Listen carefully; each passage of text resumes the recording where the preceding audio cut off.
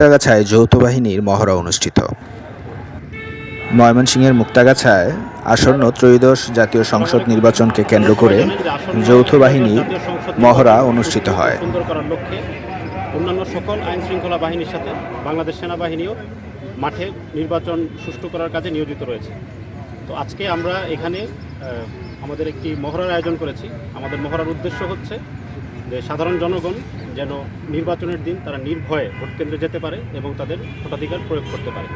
এবং আমরা চাচ্ছি যে সকল আইন শৃঙ্খলা বাহিনী সম্মিলিত প্রচেষ্টায় দেশে একটি সুষ্ঠু ও সুন্দর নির্বাচন উপহার দেওয়ার জন্য। তো এই উদ্দেশ্যে আমরা আজকে একটি যৌথ মহড়ার আয়োজন করেছি। আচ্ছা, আপনাদের এই যে 10টা ইউনিয়নের কতগুলো টিম এবং কতগুলো গাড়ি নিরাপত্তা থাকবে? আচ্ছা, এবার আমাদের ডিপ্লয়মেন্টের প্যাটার্ন আগের অন্যান্য বারের চেয়ে অনেক ভিন্ন। আমাদের এবার পর্যাপ্ত পরিমাণে ফোর্স ডিপ্লয় রয়েছে। তো আমরা 10টা ইউনিয়নকে আমরা ছোট ছোট 5টা এরিয়াতে বিভক্ত করেছি এবং প্রত্যেকটা এরিয়ার জন্য আমাদের একটি মোবাইল টিম রেসপন্সিবল। তারা প্রত্যেকেই জানে যে তাদের আন্ডারে কোন কোন কেন্দ্রগুলো আছে এবং কোন কোন কেন্দ্রগুলো ঝুঁকিপূর্ণ বা সমস্যা হতে পারে।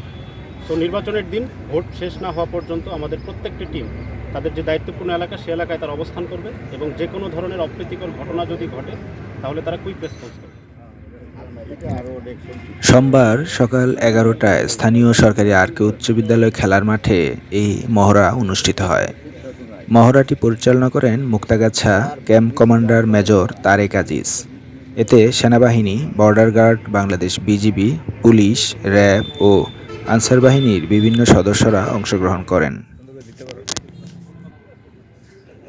নির্বাচনকালীন আইনশৃঙ্খলা পরিস্থিতি স্বাভাবিক রাখা, যে কোনো অনাকাঙ্ক্ষিত পরিস্থিতি মোকাবিলায় বাহিনীগুলোর সমন্বয় ও প্রস্তুতি যাচাই করাই ছিল এই মহড়ার মূল উদ্দেশ্য।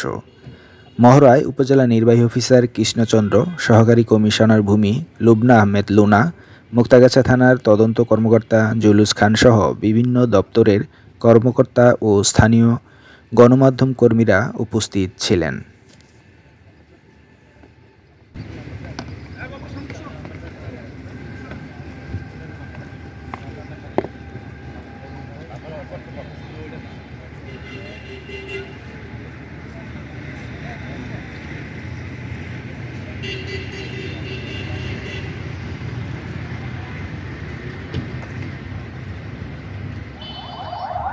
মহড়ার অংশ হিসেবে যৌথ বাহিনীর গাড়িগুলো শহরের বিভিন্ন গুরুত্বপূর্ণ সড়ক প্রদক্ষিণ করে স্থানীয় আরকে হাই স্কুল মাঠে সমাপনী অনুষ্ঠানের মাধ্যমে যৌথ মহড়া শেষ হয়।